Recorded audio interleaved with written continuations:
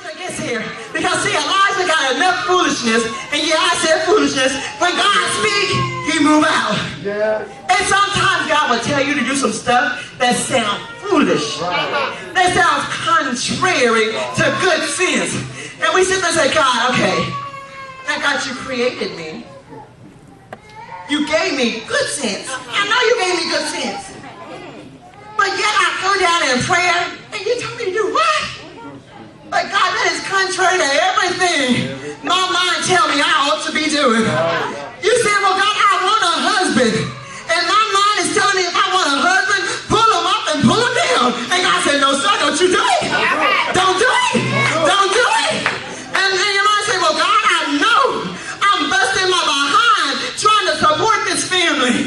God, my mind is telling me I need to go out and get job 2 and 3 just to make ends meet. And God said, don't do it. Don't do it. Don't do it. Because if you do that, you're going to miss out on what I've already commanded. If you do that, you're going to miss out. Because see, God said, I want to show you something. I want to prove something to you. God is still a miracle working God. God is still a supplier of all your needs. I can hear David talking in my ear. I have been young and I'm old, but I have never seen the righteous forsaken, nor his seed begging bread. But sometimes we forget. See, it seems like God, we walk by faith and not by sight. But when we begin to walk by sight, all I see is those bills sitting on my dresser saying, pay me, pay me, pay me. All I hear is the bill collector ringing my phone. Miss so-and-so, you are behind. But I can hear God saying, like he said this morning, just stand still and wait. Stand still and wait. Because things are not as they appear. I know your pocketbook look empty. I know your bank account is in the negative. But things are not as they appear.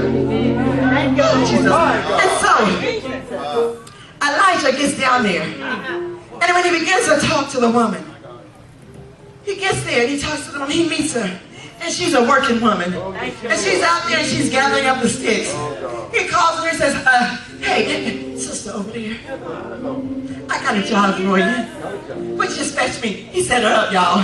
He set her up. The first thing he said, just fetch me a little water. She said, I can give you some water. I got plenty of water. That ain't no problem. See, God will set you up sometimes. He'll send you in the house. He'll tell you to do this. You say, oh, I can do that. Yeah, I can do that. Ain't no problem. That's a simple thing. See, lying ain't gonna be my problem. So ain't got no problem if you tell me to stop lying. Drinking ain't never been my problem. So if you say don't drink, I'm with you, God. All the way, let's go. But that's what you saying, yeah, you just don't know. So he set her up. He tells her, fetch me a little water in a vessel that I may drink. But get this, as she went to fetch it, she ain't no problem with that. She was going to be in, she had now. Okay, I'm going to do that. But as she went to fetch it, he called her and said, oh, and by the way, while you're on the way, are you going? Bring me, I pray thee, a morsel of bread in thy hand. Now, anybody ever been to the point where you say, okay, God, I can get with them if they say we need $5 in offering. God, I ain't got but 10, but if you tell me to give 5, I'm with you. I can handle that 5. But sometimes God will set you up. Because as you head up to the offering tray with your 5, God said, give it 10. Hold up.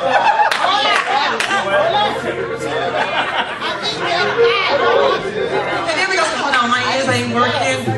My ears. Anybody else hear that? Ain't nobody else heard that. And you get halfway up, God says, I said, give it 10. You're like, but God, this is my last 10. But God, you don't understand. I owe 15 on my bill. But I was going to put down the whole 10, but you said 5, I'm going to give you 5. God said, no. I need the whole thing. But God, but I dare you when God begins to speak to you, and it sounds like foolishness, just obey God. Because see, when you give up that 10, God said, now that you let that go, you got room for everything else that I'm about to pour out unto you. Because see, I can trust you with 10, so I ain't got no problem giving you 1,000. I can trust you with 1,000. I ain't got no problem giving you 10,000. I can trust you with 10,000. You ready for $1 million now? But you got to prove that God can trust you with what he's already given you. Some of you talking about, I can't afford to pay tithes. I'm here to tell you, you can't afford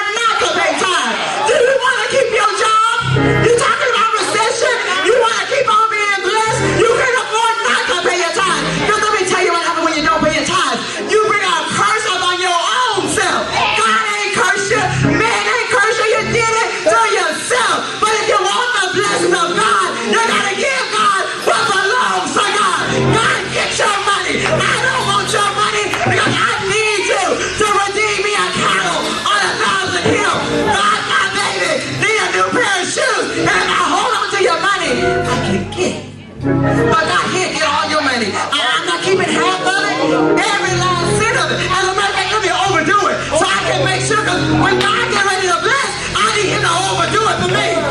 When God get ready to release my blessing, I need to overdo it, release. See, I don't need just enough to get by, but God fill my cup and let it overflow. God, I need you to do a mighty work in me. So he gets there. And the widow woman looks at him like, okay, man. Okay, man. If she anything like me, she go back to God and say, God,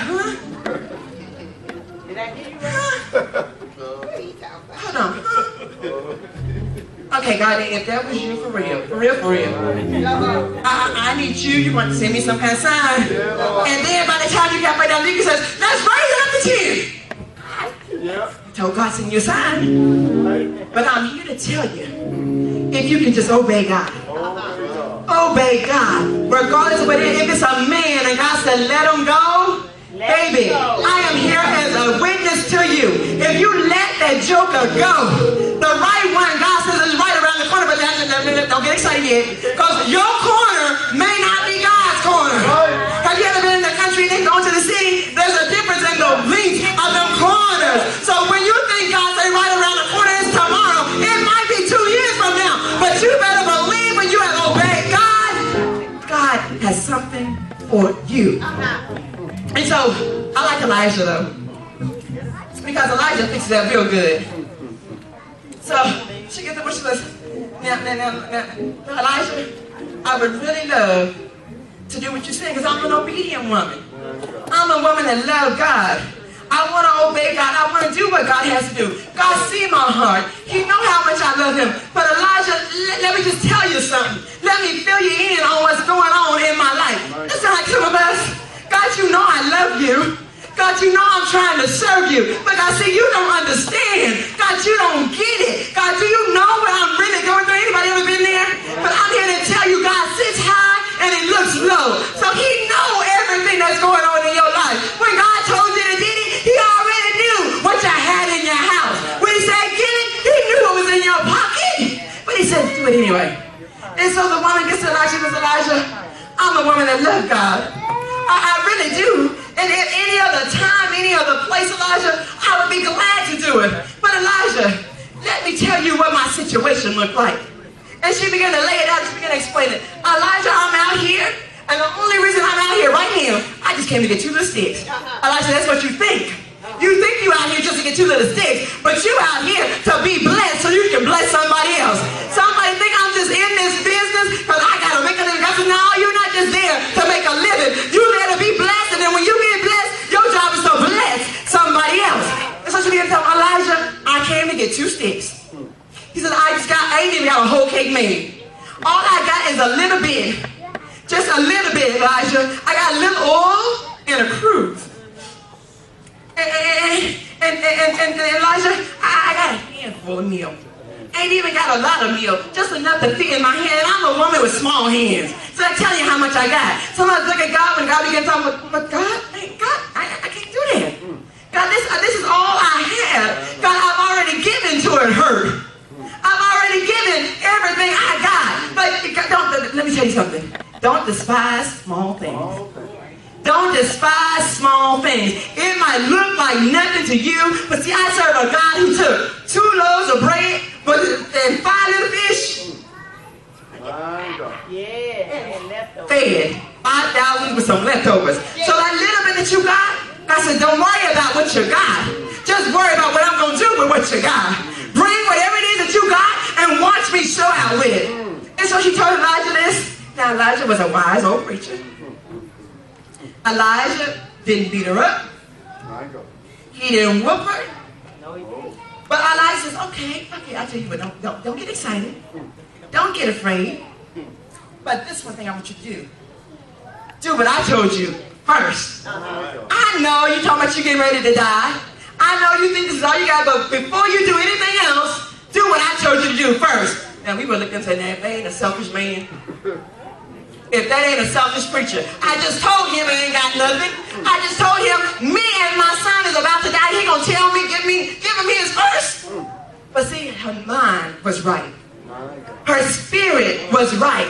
So when God began to talk to her, she could recognize the voice of God. When God began to tell her, just do what I say first, she could hear God talking in her. And I hear God saying tonight, some of you have decided and made up your mind, I'm tired of going through what I'm going through. But I'm going to the house one last time. I'm going to sing my song one last time. I'm going to pray one last time. And I said, that's all right, come on, baby. Pray one last time. Because when you get down there to pray, God says, I'm about to meet you there. Somebody said, Lord, this man is the only one that you've ever sent me. Or so I thought you sent me. And I ain't no way in the world I know Pastor Tom, I let him go. But God, I can't let this one go. Because see, I sit in the house every Sunday morning. I sit in the house every Tuesday night. I sit in the house every Friday night. And I know what the prospects look like in this house. But I know they're already married or they into other stuff. So what you talking about? You gonna send me one. But I dare you to do what the man of God says first. I dare you to do what the man of God says first. I dare you to let the word of God go. I dare you just one more time. Give God an opportunity. I dare you to try him again. And somebody said, but God, I already did that. 2 years ago, I had a good one. And I let him go. Because you said you were going to send one. And 2 years later, I said, but God says, do it again. Do it again. Do it again. Do it again. Do it again. Do it again. Look again. Why? Because things are not as they appear. Sure enough, with your natural eyes and my natural eyes, I don't see anything in the house. I don't see nobody in the house. But see, I'm crazy enough to believe that when God speaks, stuff gotta happen. See, when I serve a God, there was darkness all over. All he did was step out and say, let there be, and there was. So you can't tell me that if you do what God says do, God won't show up in your living room. God won't show up in your kitchen and say, let there be. And all of a sudden, out of nowhere, guess what?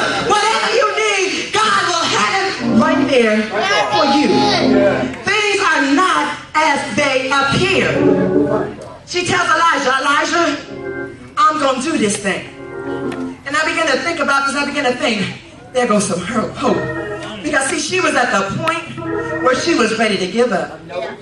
She was at the point where she didn't see no way out. She was at the point where it looked like she had gone down for the last time. Anybody ever been there where you have served God wholeheartedly? You think you've done all that you can do, and it wasn't enough. You think you prayed as hard as you could pray, but it wasn't enough. You have fasted like the man God said fast. You have done this, you have done that, you've done this, you've done that. It looked like it just wasn't enough. Looked like after all I did that, then I got down on my knees and God wouldn't answer me.